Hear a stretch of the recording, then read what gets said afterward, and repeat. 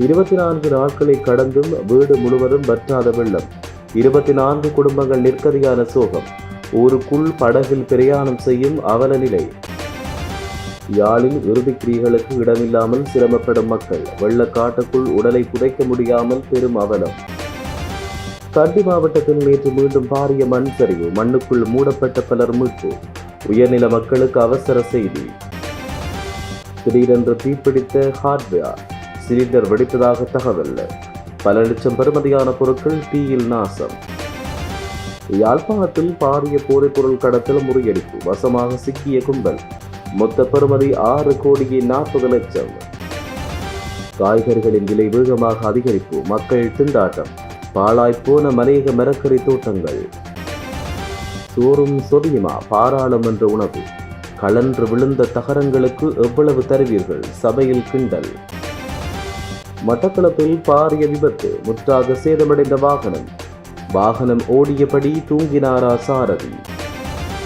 இலங்கைக்கு கடத்துவதற்காக நாட்டுப்படகில் பதுக்கி வைக்கப்பட்ட 12 கோடி ரூபாய் மதிப்புடைய கஞ்சா எண்ணெய் தமிழ்நாட்டு போலீசார் காட்டிய அதிரடி. யாழில் ரயில் கடவையில் இருந்து மினுவாங்குட நோக்கி சென்ற வேன் ஒன்று பாரிய ரயில் விபத்தில் இருந்து தப்பிய சம்பவம் ஒன்று பதிவாகியுள்ளது. நேற்றிரவு 7:30 மணிக்கு யாழில் ரயில் கடவையில் தண்டவாளத்தில் வேன் சிக்கிக் கொண்டது. வேனின் சக்கரங்களில் ஒன்று தண்டவாளத்தில் சிக்கிய நிலையில் அதை விடுவித்துக் கொள்ள முடியாமல் போயுள்ளது. சிக்கிய சக்கரத்தை விடுவிக்க முயற்சிகள் மேற்கொள்ளப்பட்ட போதிலும் கொழும்பிலிருந்து நீர்கொழும்பு நோக்கி சென்ற ரயிலும் அதே இடத்தை நெருங்கி வந்தது. எனினும் வேனுக்கு அருகில் நின்ற ஒருவர் ரயில் பாதையில் முன்னோக்கி ஓடி ரயில் ஓட்டுநருக்கு சமிக்சை செய்தார்.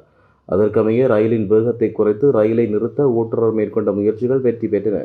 மேலும் சிக்கிய வேனுக்குள் சுமார் 1.5 அடி தூரத்தில் ரயிலை நிறுத்த முடிந்ததால் நொடிப்பொழுதில் விபத்து தவிர்க்கப்பட்டதாக தெரிவிக்கப்பட்டுள்ளது. கொழும்பு தேசிய வைத்தியசாலையின் பதில் பிரதிப்பணிப்பாளராக கடமையாற்றிய வைத்தியர் ருக்ஷான் பெலனவின் பணி இடைநீக்கம் செய்யப்பட்டுள்ளது. சுகாதார மற்றும் ஊடக அமைச்சின் கடித தலைப்பின் கீழ் இது தொடர்பான கடிதம் வெளியிடப்பட்டுள்ளது. சுகாதார அமைச்சரால் மேற்கொள்ளப்பட்ட முதல்கட்ட விசாரணையின் அடிப்படையில் பொறுப்பு வாய்ந்த பதவியை வகிக்கும் அரசு வைத்திய அதிகாரி என்ற ரீதியில் பல்வேறு ஊடகங்கள் வாயிலாக நாட்டில் சர்ச்சையை ஏற்படுத்தும் வகையில் பொதுமக்களிடையே அமைதியின்மையை ஏற்படுத்தும் வகையிலும் அனுமதியின்றி ஊடகங்களுக்கு கருத்துக்களை வெளியிட்டமைக்காக இந்த நடவடிக்கை எடுக்கப்பட்டதாக இந்த கடிதத்தில் குறிப்பிடப்பட்டுள்ளது. முன்னாள் ஜனாதிபதி ரணில் விக்ரமசிங்கே கைது செய்யப்பட்டு சிறைச்சாலையில் அனுமதிக்கப்பட்ட பின்னர் கொழும்பு தேசிய வைத்தியசாலைக்கு மாற்றப்பட்டார். அங்கு ரணிலின் உடல்நிலை குறித்து ஊடகங்களுக்கு கூறியதாக கொழும்பு தேசிய வைத்தியசாலையின் பதில் பிரதிப்பணிப்பாளராக கடமையாற்றிய வைத்தியர் ருக்ஷான் பெலனவுக்கு எதிராக குற்றம் சாட்டப்பட்டுள்ளது. கடந்த 27ஆம் தேதி ஏற்பட்ட வெள்ள அனர்த்தத்தின் போது வெறும் 30 நிமிடங்களுக்குள் நீர் சின்னநாகவில்லு கிராமத்துக்குள் புகுந்திருந்தது. அனைத்தையும் விட்டுவிட்டு கையில் கிடைத்ததை எடுத்துக்கொண்டு மக்கள் வெளியேறினர்.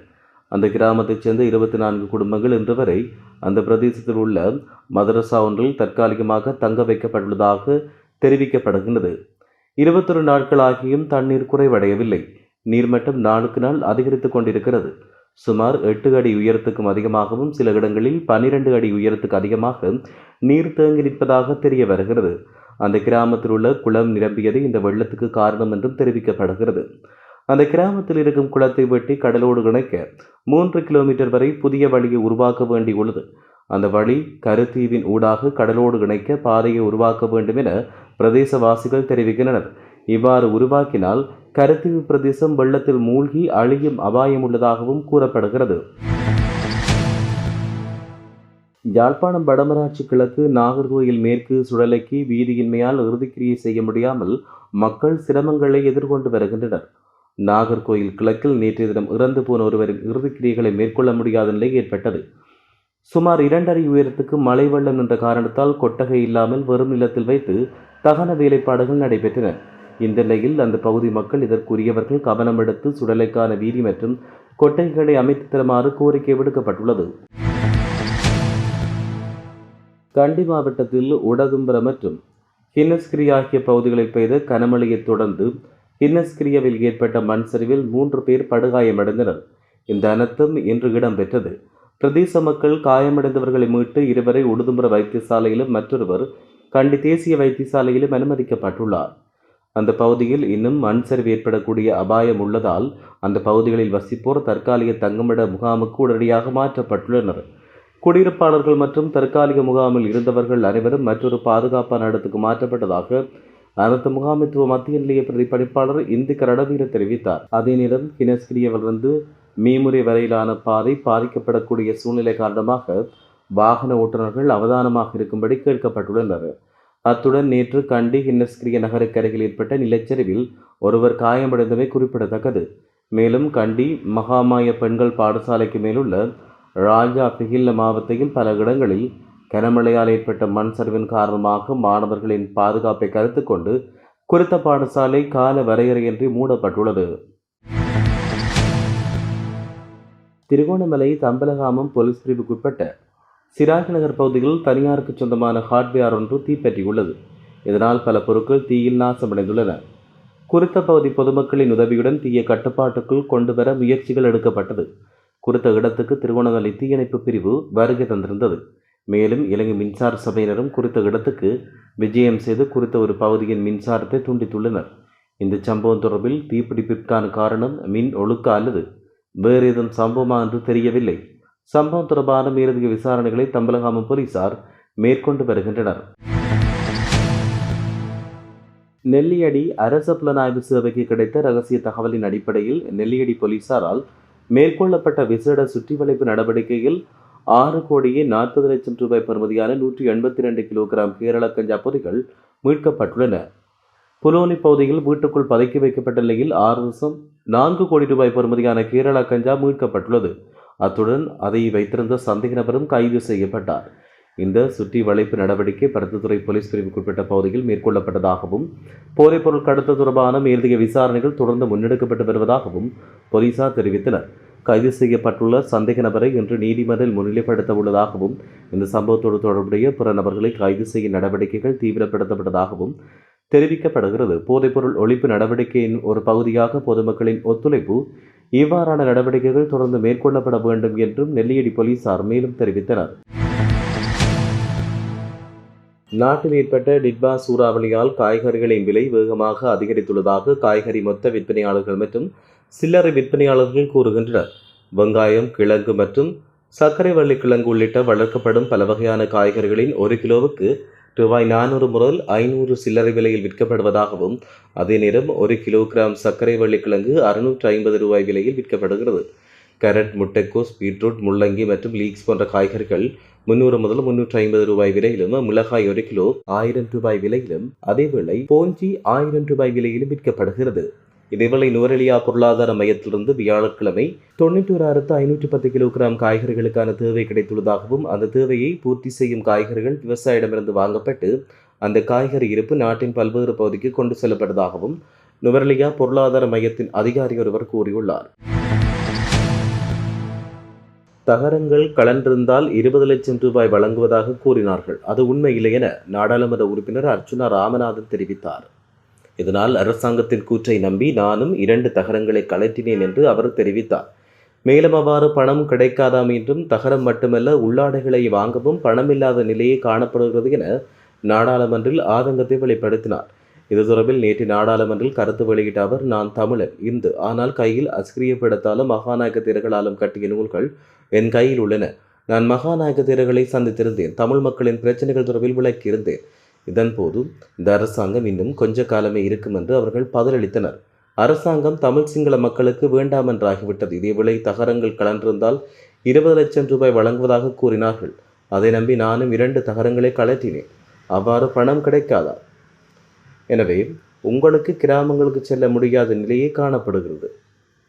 நான் தமிழன், என்னை எந்தவொரு சிங்களவர்களும் கொல்ல மாட்டார்கள் என்றும் அவர் தெரிவித்தார். மேலும் உணவு பிரச்சனை தொடர்பிலும் பேசியிருந்தார். மாண்புமிகு சபாநாயகரே, நான் உணவகத்துக்கு சாப்பிட சென்றேன். சிவப்பரிசி மற்றும் கறி மட்டுமே இருந்தது. சாப்பிட வேறு எதுவும் இல்லை என்றும் அவர் கூறினார். பிற்பகல் 2:30 மணியளவில் உணவகத்தில் உணவு இல்லை என்றும் நாடாளுமன்றம் நடைபெறும் நாட்களில் அனைத்து உறுப்பினர்களுக்கும் போதுமான உணவு கிடைப்பதை உறுதி செய்ய தேவையான நடவடிக்கை எடுக்கப்பட வேண்டும் என்றும் அவர் தெரிவித்தார். மட்டக்களப்பு மாவட்டம் களுவாஞ்சிக்குடி போலீஸ் பிரிவுக்குட்பட்ட செட்டிப்பாளையம் பாடசாலைக்கு முன்னால் வெள்ளிக்கிழமை பாரிய விபத்தொன்று இடம்பெற்றது. மட்டக்களப்பு பக்கமிருந்து கல்முனை நோக்கி பயணித்துக் கொண்டிருந்த வேன் செட்டிப்பாளையம் பாடசாலைக்கு முன்னால் பயணிக்கும் போது சாரதியின் கட்டுப்பாட்டிலிருந்து விடுபட்டு வீதியை விட்டு விலகி வீதியோரம் இருந்த மரத்துடன் மோதி விபத்துக்குள்ளானது. வேன் விபத்தில் சிக்கிய சந்தர்ப்பத்தில் சாரதி மட்டுமே வேனில் பயணித்துள்ளதோடு விபத்தில் காயமடைந்த சாரதி அவசர சேவை நோயாளர் காவண்டி மூலம் வைத்தியசாலைக்கு அனுப்பி வைத்தார். அந்த பகுதியில் தொடர்ந்து மழையுடனான காலநிலை நிலவி வருகின்ற நிலையில் இந்த விபத்தில் குறித்த வேன் பலத்த சேதத்துக்குள்ளாகியுள்ளது. இதேவேளை ஸ்தலத்துக்கு விரைந்த களுவாஞ்சிக்குடி போக்குவரத்து போலீசார் விபத்து தொடர்பாக மேலதிக விசாரணைகளை மேற்கொண்டு வருகின்றனர். பாம்பன் அடுத்த முந்தல் முனை கடற்கரை பகுதியில் இலங்கைக்கு கடத்துவதற்கு படகில் பதுக்கி வைத்திருந்த 9.5 லிட்டர் கஞ்சா எண்ணெய் பறிமுதல் செய்த இந்திய கடலோர காவல் படையினர் கடத்தக்காரர்களை தீவிரமாக தேடி வருகின்றனர். ராமநாதபுரம் மாவட்டம் கடற்கரை அருகே இலங்கைக்கு மிக அருகே இருப்பதால் பாம்பன் முந்தல் பகுதி, குந்துங்கால், வேதாலை, மரைக்காயப்பட்டினம், தனுஷ்கோடி உள்ளிட்ட கடற்கரைகளில் இருந்து சட்டவிரோதமான முறையில் இலங்கைக்கு படகுகளில் ஐஸ் போதைப்பொருள், கஞ்சா, கடல் குதிரை, கடல் அட்டை, மஞ்சள் உள்ளிட்ட பொருட்கள் கடத்தப்பட்டு வருகிறது. இந்நிலையில் இன்று அதிகாலை பாம்பன் அடுத்த முந்தல் முனை கடற்கரையிலிருந்து இலங்கைக்கு படகில் கஞ்சா எண்ணெய் கடத்த இருப்பதாக இந்திய கடலோர காவல்படைக்கு கிடைத்த தகவல் ஒன்றின் அடிப்படையில் இந்திய கடலோர காவல்படையினர் அந்த பகுதியில் உள்ள காட்டுப்பகுதியில் மறைந்திருந்தனர். அப்போது ஒரு படகில் மர்ம நபர்கள் 4 கஞ்சா எண்ணெய் பொட்டலங்களை ஏற்றிக் கொண்டிருந்ததை கண்ட இந்திய கடலோர காவல் படையினர் அவர்களை மடக்கி பிடிக்க முயன்ற போது அவர்கள் 4 கடலில் குதித்து தப்பினர். இதையடுத்து படகையும் அதிலிருந்து 9.5 லிட்டர் கஞ்சா எண்ணெயும் பறிமுதல் செய்த இந்திய கடலோர காவல்படை வீரர்கள் இந்திய கடலோர காவல்படை மண்டல முகாமுக்கு எடுத்துச் சென்று விசாரணை மேற்கொண்டு வருகின்றனர்.